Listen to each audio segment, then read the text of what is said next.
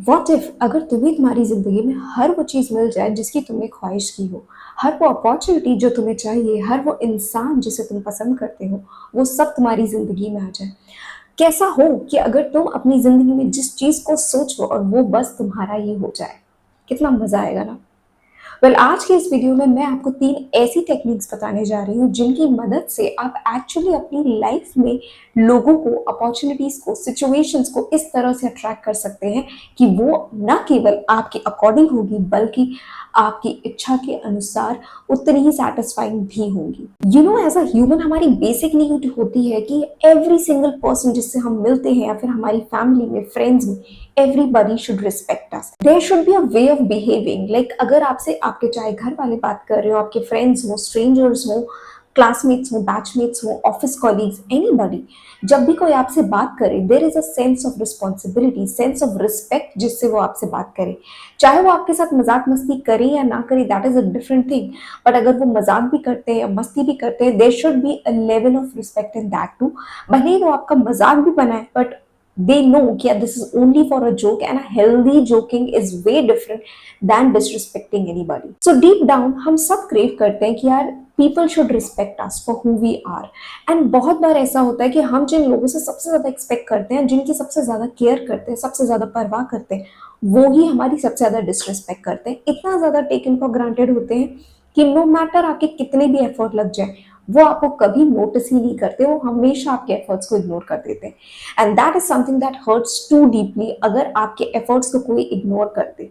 भले ही आपने कितनी तैयारी क्यों ना करी हो किसी चीज की, बट इग्नोरेंस से बड़ा कोई भी हर्ट नहीं होता। जितना ज्यादा हर्ट होता है जब कोई आपके एफर्ट्स को इग्नोर करे, जो आपकी एग्जिस्टेंस को इग्नोर करे। तो कैसे हम अपनी पावर अपने हाथ में वापस ले सकते हैं?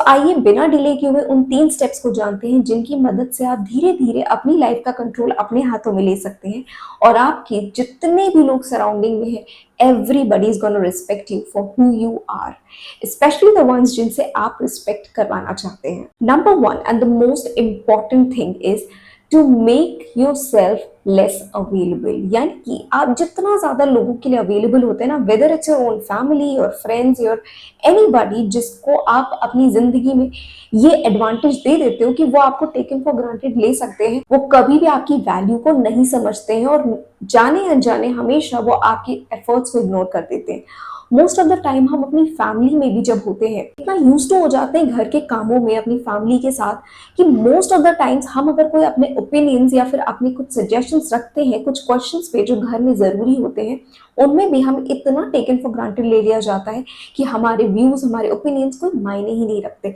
छोटी छोटी चीजों के लिए हमें ही सुना दिया जाता है बिकॉज हम हमेशा अवेलेबल रहते हैं।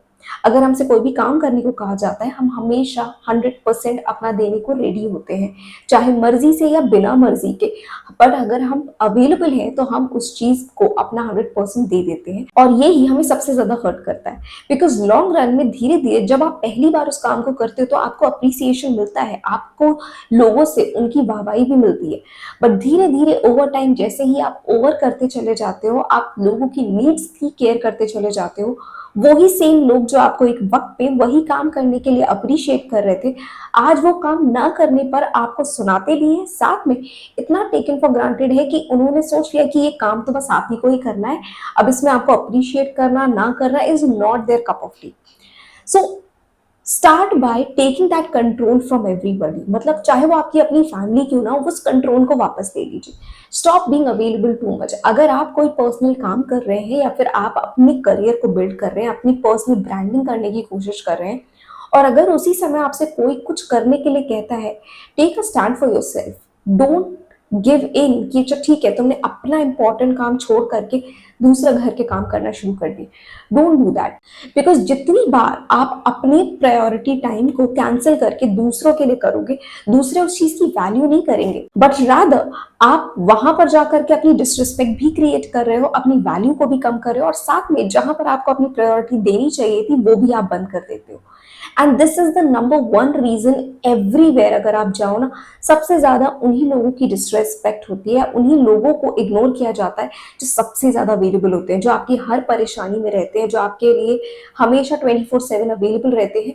हम उनको ही हमेशा डिसरिस्पेक्ट करते हैं, हमेशा उनको ही इतना टेकन फॉर ग्रांटेड ले लेते हैं कि उनकी वैल्यू हम कभी समझते ही नहीं है। जब तक वो पर्सन अनफॉर्चुनेटली हमसे पूरी तरह से कट नहीं जाता या हमसे दूर नहीं हो जाता, तब तक हमें उस पर्सन की वैल्यू नहीं समझ में आती। सो यहाँ पर इस सिचुएशन में आपको लोगों से दूरी नहीं बनानी है कि आपने उनको कट ऑफ कर दिया अपनी जिंदगी से। आपको सिर्फ एक सेफ डिस्टेंस क्रिएट करना है ताकि आप उनको ये शो कर सको कि आप भी अपनी लाइफ में बहुत कुछ कर रहे हो। You are an individual, you are an human जो अपनी कुछ नीड्स के साथ आए हो, जो आपको फुलफिल करनी है, whether it is related to your career goals or your personal relationships or anything।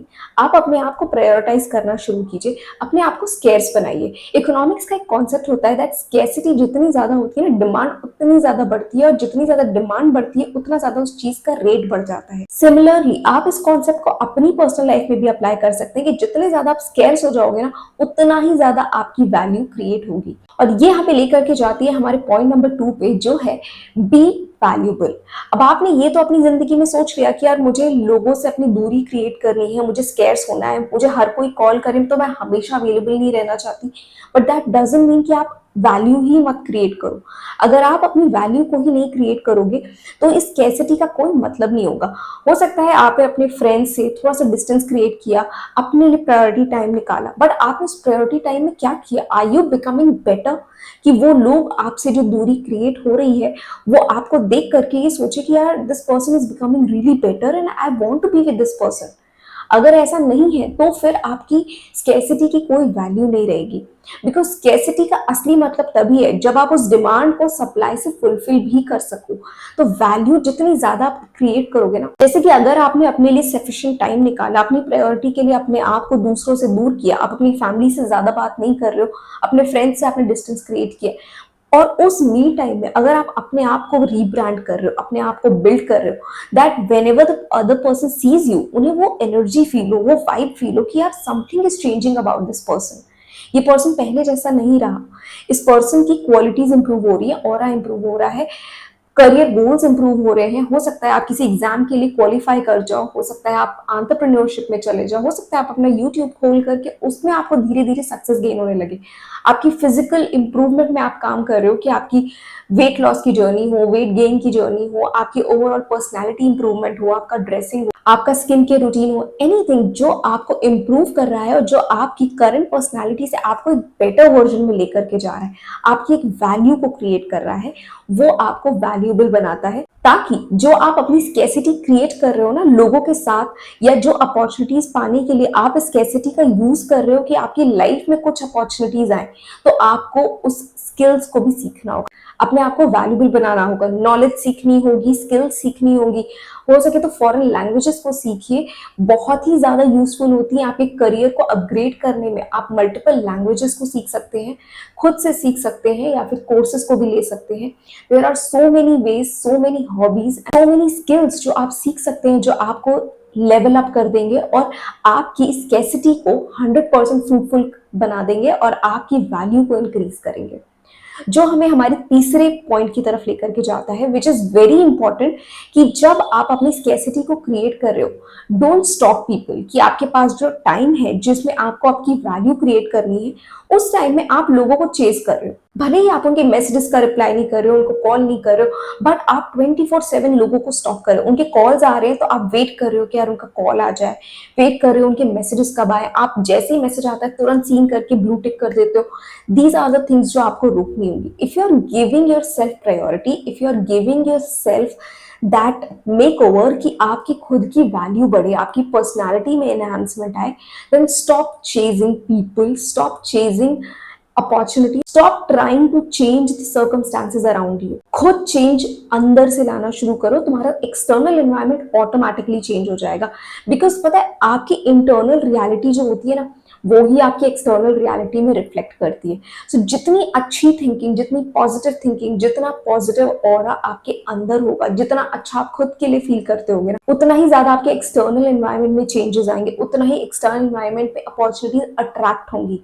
So stop chasing chasing people, stop chasing opportunities, start attracting them. And the best way to do this is work upon yourself. अपने आप को valuable बनाइए, अपने आप को improve कीजिए, अपनी physical strength को बढ़ाइए, अपनी mental strength को बढ़ाइए, अपनी relationships को सुधारिए, अपने आप को knowledgeable बनाइए, wise बनाइए.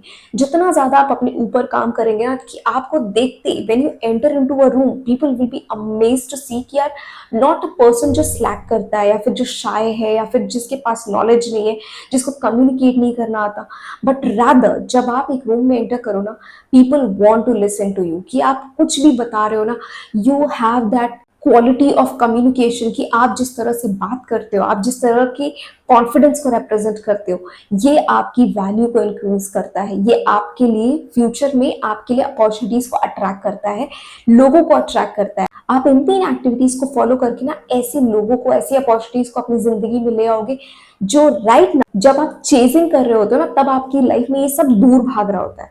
बट जब आप अट्रैक्ट करना शुरू करते हो ना, जब खुद पे काम करते हो, तो ये सारी चीजें आपकी तरफ अट्रैक्ट होने लगती हैं. And the moment it starts coming, तो आपकी लाइफ में ना इतने मिरेकल्स होते हैं that you won't even believe yourself.